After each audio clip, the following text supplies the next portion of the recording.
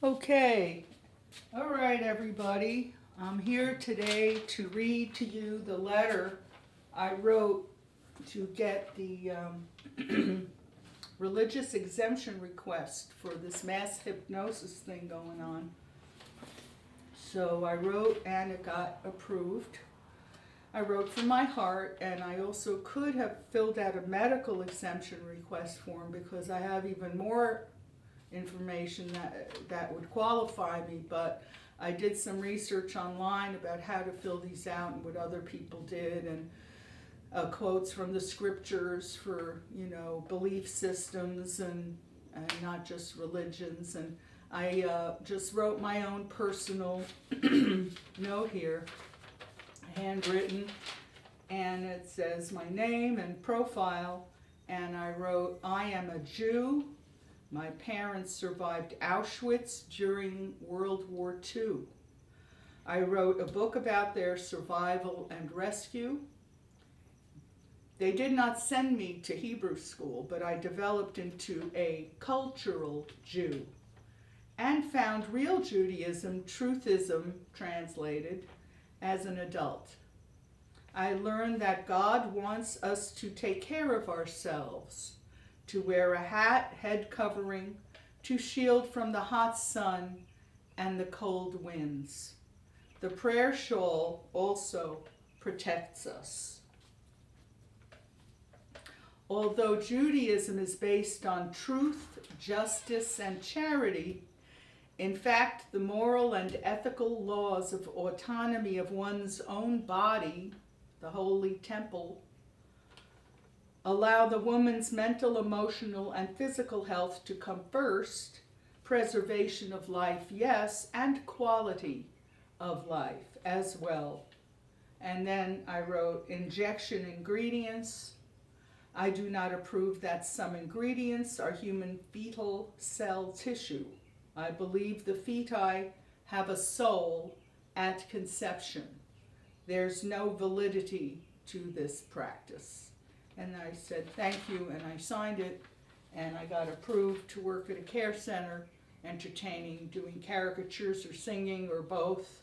I'm not a vendor, I'm not an employee, I'm an independent contractor, but they wanted the form filled out, and I also asked if they do the temperature taking, just do the wrist, or let me bring my own thermometer, and I believe that that was also okay.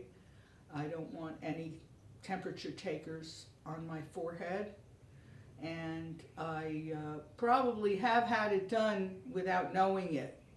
So at a couple of places I noticed that they were doing that through some kind of either a wireless device or as you enter or whatever.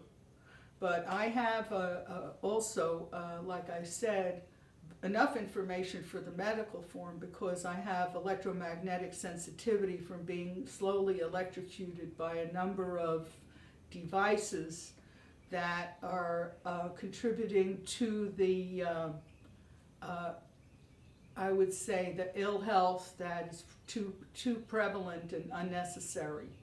So I'll describe some of my cartoons later in another video, and this is my book, and it's about World War II, and it includes stories, not just Uncle Herschel over my shoulder, but all my relatives that survived the war, and I have a lot of pre-war photos.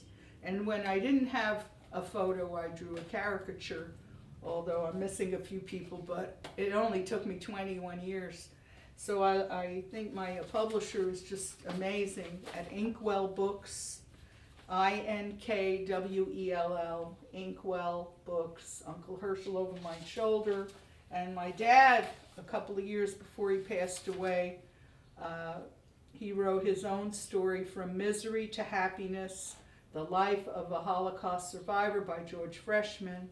And it's also a very beautiful book, and it contains a lot of information that I didn't even know about, so it's chronologically very, very good, and my stepmother did a lot of that editing.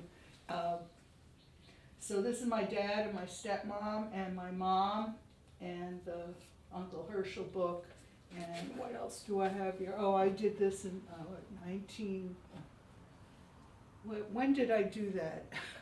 Was I living here already? I moved here September 30th, 1999, and I'm stuck here in Arizona for some reason, but I guess it's to speak to you now. And hats off to Barry Trower, Curtis Bennett, Dr. Alexander Wunsch, Dr. Herndon, and Dr. Martin Blank, and all of the people that have helped me through this sensitivity issue and alerting me to the hazards of smart metering devices, wireless electronic radiation, microwave radiation, and like Ole Johansson in Sweden, I'm now in touch with him.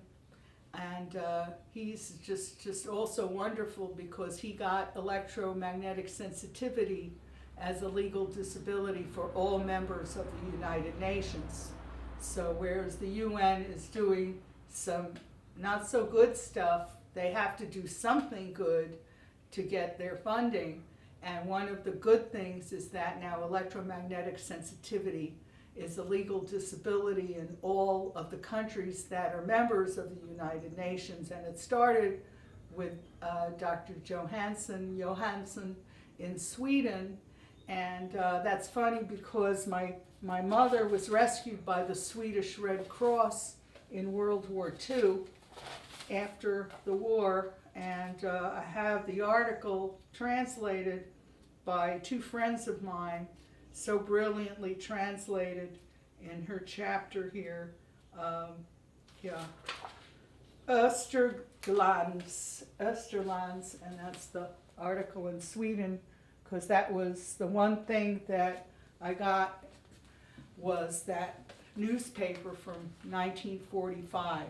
So it's falling apart and crumbling, but I did manage to get it professionally scanned, and I have big blow-ups of it for my lectures. And anyway, so good luck to you, and hopefully we won't need these exemption forms. It's very stressful and unnecessary, and we have that Utah Supreme Court case of that Dr. David Martin filed, and thanks to him, and that was on March 11th of this year, 2022, and Dr. Dajak at the University of North Carolina, Chapel Hill self-admitting guilt in writing on video that he computer graphized an animation to get a fraudulent patent for something that didn't exist. So we're seeing a little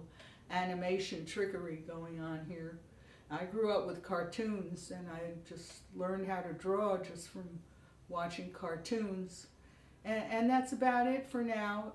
Good luck to you with your exemption waivers. I hope they come through, and I hope they do away with them completely, and realize that a lot of the problem is a slow electrocution that has symptoms that mirror other issues that they're trying to hide. So that's about it for now. Also, if you can go online and sign the petition to shut down Lake Pleasant. 10 people have died there this year at Lake Pleasant, Arizona, and I believe that some of that was ESD, electric shock drowning, and we have evidence to sustain that. And that's about it for now. Thank you so much, and check out my Sky Laser series on my YouTube channel, Florie Freshman, FLORIEFRESHMAN. Thank you so much. Over and out, and many blessings. Thank you.